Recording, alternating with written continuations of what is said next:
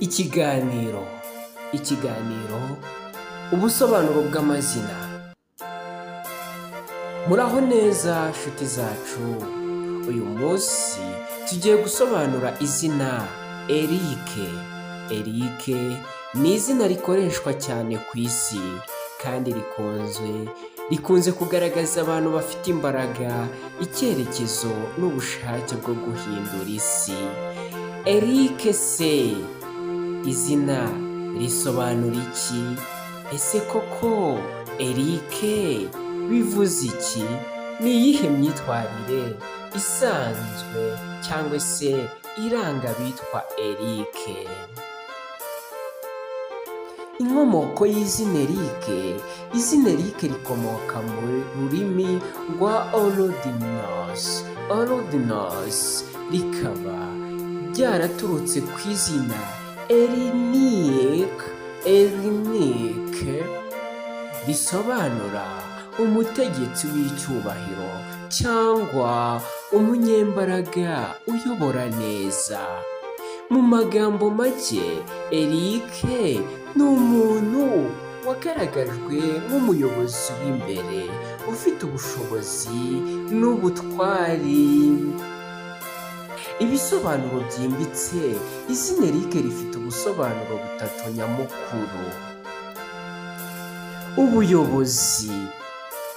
Abitwa Eric baba bafite impano yo kuyobora abandi, kubafasha mu mibereho ya buri munsi no mu nzira nyinshi zigiye zitandukanye.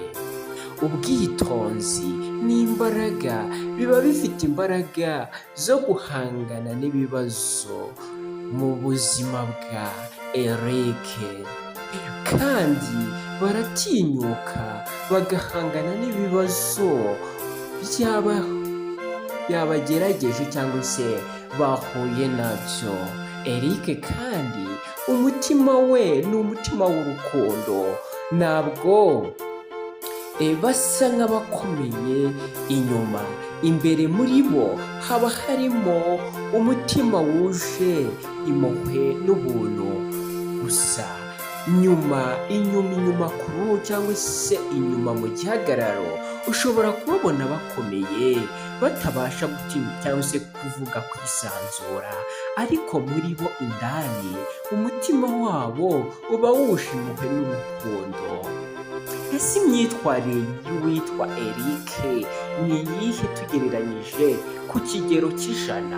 Duhereye ku bushakashatsi bw'imiterere y'abantu n'inyito yabo, dore uko imyitwarire y'abitwa Eric ishobora kugaragara. Imico n'ibisobanuro 100%.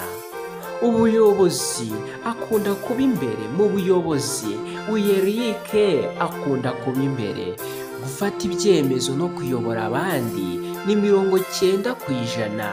Kwihangana. Ntatinye ibibazo kandi ahora yizeye ko bizakunda ni 85%. Gukunda abandi. Afite umutima wo gufasha no kubahirira abandi 80%. Kwigirira icyizere. Nubwo ntabwo akunda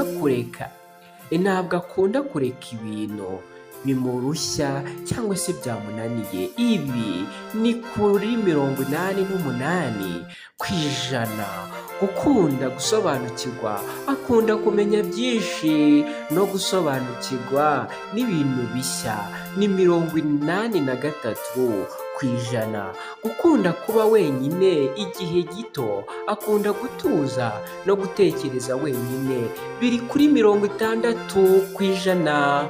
Kugaragaza amarangamutima. Akunda kubibika cyangwa agakemura ibibazo bye cyangwa se n'iy'agahinda kamwishe mu mutima waratuza 50%. Ibyiza by'uwitwa Eric. Ni abantu bakunda gukora ibintu neza kandi bazi icyo bashaka iyo bari gukora ibintu byabo. Bafite intego cyangwa se vision kandi bashobora gukurura gukurura abandi babona bari mu cyerekezo kimwe. Iyo bari mu buzima bw'urukundo baba inyangamugayo kandi bubaha uwo bakunda. Ahantu bakwiye kwitondera ni hehe? Rimwe na rimwe bashobora kuba abihariye cyane, bakumva ko abandi batabafata nk'uko babyifuza. Kuba bakunda gufata ibyemezo ubwabo bishobora gutuma batumva abandi neza. Kuba bafata ibyemezo ubwabo ntawe bagishije inama, iki cyashobora kuba inkomoko y'ikibazo, kuba batumva abandi neza. Umwanzuro: izina Eric ni izina ry'ubuyobozi, icyubahiro n'imbaraga ziturutse mu mutima wuje ubuntu. Uwitwa Eric aba afite icyerekezo, impano yo kuyobora no gukunda abantu, kandi iyo akoresheje neza ashobora kuba umuntu ukomeye cyane mu muryango we no mu buzima bwe bwa buri munsi. Umusozo w'ikiganiro: nguko uko izina Eric risobanurwa.